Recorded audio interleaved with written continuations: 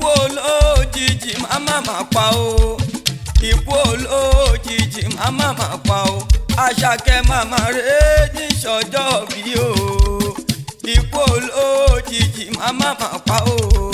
Ikú olójijì máa máa pa o. Ikú olójijì máa máa pa o. Àṣàkẹ́ màmá rẹ̀ ní sọ́jọ́ bí o. Ikú olójijì máa máa pa o.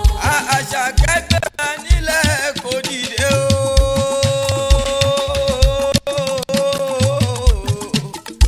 Lẹ́ni mo bá ẹ yọ̀ mo bá ẹ dúpẹ́ òkú oríire.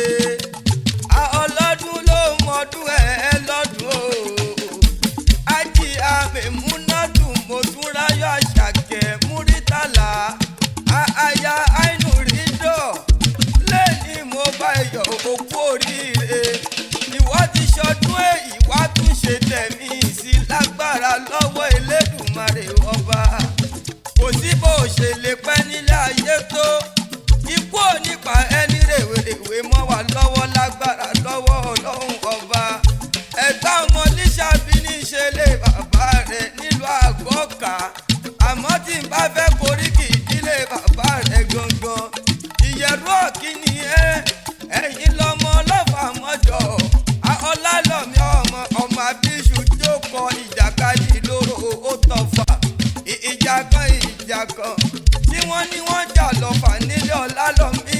Wọ́n ló ṣojú tani, ó ṣojú èdè, ó ṣojú poro nínú oko. Ìgbà ṣojú olóko bá láwọn. Ẹ̀yin lọ́mọ pínre láàre. Ikán ò gbọ́dọ̀ jù kan, bí kan bá jù kan lọ́fà ń kọ́. Ògùn ní kó wọn ọ lọ, ọ̀fà òmọ̀ká. Ẹrú ẹ̀ ló mọ̀ ọ́ká. Ọlálọ́mí ọmọ abíṣu jókòó ìjàkadì lóró ó tọ̀fà. Ọlálọ́mí ni mo rí ni mo dáṣà là ń lápá. Ìyẹ̀rú ọ̀kíní mo rí ni mo dáṣà là ń lọ́bẹ̀. Ó sì rọra là mí bó bá là mí. Dákun má ṣe jẹ́ kábí ó gbilẹ̀ lápá mi. Èdè pẹ́pẹ́ tí mo kúnlẹ̀ ni mo bá rẹ̀ lẹ́jọ́ mọ́. Ọ̀kẹ́ ọlọ́fà ló lọ fa o. Ọlálọ́mí ọlọ́mọ ló lọ́mọ. Gbẹ̀ngbẹ̀lẹ̀ kú lára àyòkùn òkùnkùn ń jẹ́. Ọba látikùn nípa látikùn. Akẹ́bàjẹ́ ló fọmọ ọlọ́fà mọ̀jọ̀ jẹ́ níjọ́ ọjọ́ sí. Lẹ́rú fi mọ lágájọ́ mọ lọ. Èdè ọ̀kín àdùjọfà nílẹ̀ Ọlálọ́mí. Ìwọ ò fà, èmi ò fà.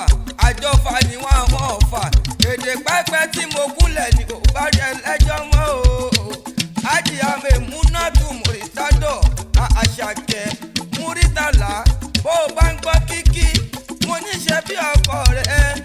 Jéhù Mùsùlùmí Muritala Ajeundeku.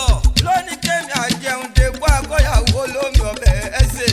Lóní kí n máa kí ẹ fún ọjọ́ òbí rẹ̀ o. Wọ́n ló ti ṣọdún èyí, wàá tún ṣe tẹ̀mí sí lágbára lọ́wọ́ Elédùmarè ọba. Kò sí bó ṣe lè pẹ́ nílé ayé tó. Ó ní báwọn fojú mọ sàré ọmọ lágbára lọ́wọ́ Ọlọ́run ọba. Ewé níṣòbí ọmọ ni ó sì yẹ. Happy birthday.